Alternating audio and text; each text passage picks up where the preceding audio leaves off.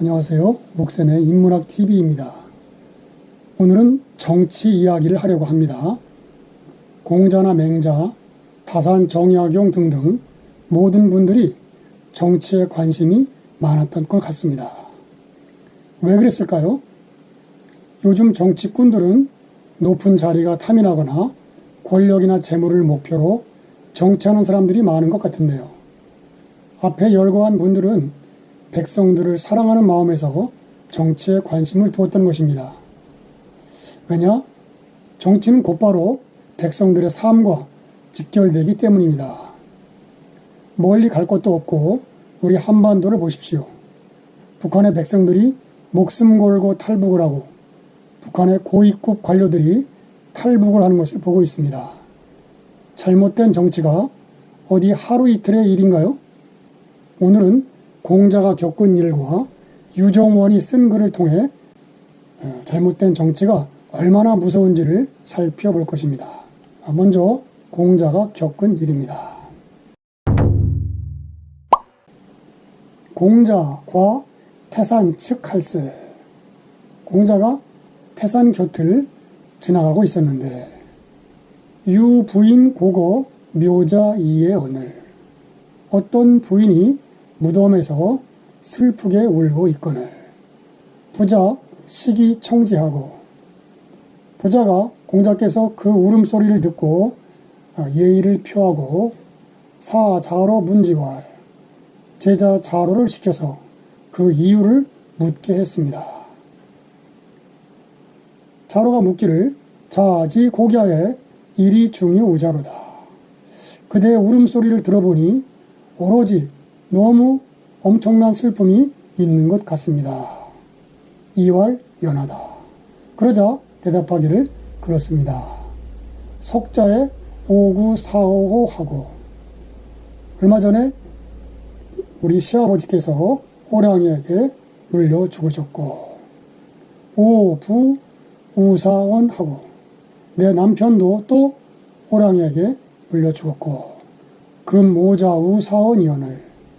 지금 내 아들도 또 호랑이에게 물려 죽었습니다. 그자 이 말을 들은 공자께서 말하기를 부자왈 하위 불고야오. 그런데 어찌하여 떠나지를 않는 것이요. 왈 무가정이라. 말하기를 가혹한 정치가 없기 때문입니다. 부자왈 소자 지지하라. 공자께서 제자들에게 말씀하시기를 얘들아 잘 기억해 두거라. 가정 맹호혼이라. 가혹한 정치는 호랑이보다 무서운 것이니라. 우리말로 번역하여 읽어보겠습니다. 공자께서 제자들과 태산 기슭을 넘을 무렵 어떤 부인이 무덤 앞에서 슬퍼하며 통곡하고 있었습니다. 공자께서 이 소리를 듣고 절을 한 후 제자인 자로에게 그 사연을 물어보라고 했습니다. 자로가 실례합니다면 무슨 큰 근심이 있으시기에 그렇게 울고 계십니까? 이에 부인이 깜짝 놀라 울음을 그치고 대답하기를 예, 제 시아버님이 몇 년 전 호환으로 돌아가시고 몇 달 전에는 지아비가 호환을 당해 가셨는데 이번에는 아들까지 호랑이에게 물려 죽고 말았습니다. 이에 자로에게 사연을 들은 공자께서 물으시기를 그렇습니까? 근데 그런데도 왜 떠나지 않는 겁니까? 부인이 말하기를 이곳에는 가혹한 정치가 없기 때문입니다. 포악한 정치에 시달리며 하루하루 심겹게 살아가느니 차라리 호환에 시달리는 것이 더 낫습니다. 이를 듣고 공자께서 크게 슬퍼하며 제자들에게 말씀하십니다. 참으로 안타까운 일이구나. 모두들 이것을 꼭 기억해 두거라. 이처럼 가혹한 정치는 호랑이보다 무서운 것이니라. 여기까지가 가정맹어호라는 고사성어의 유래입니다. 가혹할까 정치정 사나울맹 어조사어 범호. 가혹한 정치는 호랑이보다 무섭다. 다음은 당나라 시대에 문장가 유정원이 간신들의 모함을 받아 영주 자사로 좌천되어 벼슬살이를 할 때 백성들의 삶을 직접 보고 들은 것을 토대로 하여 가혹한 정치의 참상을 폭로한 글입니다. 제목은 포사자설, 잡을포 뱀사, 사람자 말씀설, 뱀을 잡는 사람의 이야기, 즉 어느 땅꾼의 이야기입니다. 요즘 젊은 사람들은 땅꾼이라는 말을 생소할 텐데요. 뱀 잡는 사람을 땅꾼이라고 합니다. 자, 들어갑니다. 영주의 들녘에서는 기이한 뱀이 나는데 검은색 바탕에 흰색 무늬가 있었다. 그 뱀이 초목에 닿기만 하면 모조리 죽었고 사람이 물리면 치료할 방법이 없었다. 하지만 그 뱀을 잡아 말려서 건육으로 만든 뒤 약용으로 먹으면 심한 중풍이나 팔다리가 굽는 병이나 악성종양 등을 치료할 수 있고 썩은 피부나 삼시충 같은 벌레도 없앨 수 있다고 합니다.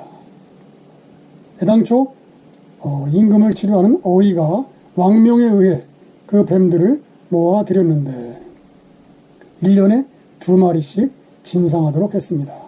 그리고 그 뱀을 잘 잡는 사람을 모집하되 잡은 뱀으로 조세 수입에 충당토록 하니 영주 사람들이 다투어 나서게 된 것입니다. 즉 뱀을 바치면 세금을 면제해 주는 것입니다. 그런데 그 동네에 장씨라고 하는 사람이 있었는데 3대에 걸쳐 이 뱀 잡는 일에 종사하였다고 합니다. 그에게 물어봤습니다. 이 일이 어떠하냐? 대답하기를 제 조부도 그 뱀 때문에 죽었고 아버지, 부친도 그렇게 돌아가셨으며 제가 이 일을 이어 맡은 지 12년이 되었지만 몇 번이나 죽을 뻔했지요. 라고 말하는 모습이 꽤나 슬퍼 보였기에 유종원이 측은한 생각이 들어 그대는 이 일을 싫어하는가? 그렇다면 내가 담당관에게 이야기하여 그대의 일을 바꾸고 세금을 회복시켜주면 어떻겠는가? 라고 말했더니 장씨는 몹시 슬퍼하면서 눈물을 흘리며 다음과 같이 말을 하는 것입니다. 선생께서는 저를 불쌍히 여기시어 계속 살 수 있도록 하실 작정입니까? 제가 이 일에 종사함으로써 생기는 불행은 저의 세금이 다시 회복됨으로써 생기는 불행처럼 심하지는 않을 것입니다. 이전부터 제가 이 일에 종사하지 않았다면 저는 이미 오래전에 살기 어려워졌을 것입니다. 저희 가문이 3대에 걸쳐 이곳에 산지 지금껏 60년이 되었지만 이웃 사람들의 생활은 날로 궁핍해졌으며 땅의 소출과 수입마저 전부 고갈되어 도와달라고 외치면서 이리저리 떠돌다가 목마름과 굶주림에 쓰러지기도 하였고 비바람과 추위와 더위를 겪으면서 전염병에 시달리며 신음하며 죽은 사람이 때때로 서로 깔고 깔릴 만큼 많기도 하였습니다. 예전에 저의 조부와 함께 살았던 집안들 가운데 지금은 열에 하나도 남지 않고 저의 부친과 함께 살았던 집안들 가운데 지금은 열에 둘셋도 남지 않았습니다. 저와 함께 12년 동안 이곳에서 살던 집안들 가운데 지금은 열에 4~5도 남지 않았습니다. 그들은 죽거나 아니면 떠나버렸기 때문에 오로지 저만은 뱀을 잡으면서 살고 있습니다. 또 혹독한 관리가 마을에 와서 사방으로 소란을 피우며 헤집고 다닐 때에는 모두들 잔뜩 놀라 두려워하고 닭이나 개조차도 편안하지 못합니다. 하지만 저는 매일같이 천천히 일어나 항아리를 보고 아직도 뱀이 남아있으면 안심하고 다시 눕는 겁니다.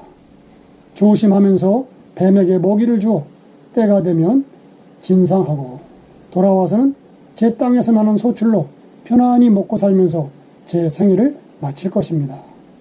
대체로 1년 중 죽음을 무릅쓰는 때는 2번이고 그 나머지는 희희낙낙할 수 있으니 어찌 이웃 사람들처럼 매일같이 고통스러움이 있는 것과 같을 수 있겠습니까? 지금 비록 이 일을 하다가 죽더라도 이웃 사람들에게 비하면 늦게 죽는 셈이니 어찌 제가 이 일을 원망하겠습니까? 이 이야기를 듣고 나니 유종원이 더욱 슬퍼졌습니다. 유종원이 말하기를 공자는 가혹한 정치가 호랑이보다 더 무섭다고 하셨는데 나는 일찍이 이 말을 의심했었다. 그런데 지금 장씨의 경우를 보아 믿게 되었다. 세금을 걷어들이는 혹독함이 그 뱀보다 더욱 심할 줄이야 누가 알았겠는가. 그런 까닭에 이 글을 지어 민풍을 관찰하는 사람들로 하여금 도움이 되도록 하려는 것이다. 여기까지가 유종원이 지은 포사자설입니다. 자, 가혹한 정치, 못된 정치 잘 들어보셨죠? 요즘도 나라가 망하든 말든 나라 돈을 마구 퍼주고 흥청망청하다가 거지꼴 된 나라들 들어보셨죠? 정치란 그렇게 위험한 것입니다. 정치의 정은 바르도록, 바를 정자, 자신을 치는 것이고, 칠복, 바를 정과 칠복이 합쳐진 것이고, 남을 치는 것이 아니라 자신을 다스리는 것입니다. 그리고 다스릴 치자는 물을 잘 다스려 백성들을 넉넉히 먹여 살리는 것입니다. 이것이 정치입니다. 정파와 진영을 떠나 나라와 백성을 다스리는 정치가를 기다리고 있습니다. 온 국민이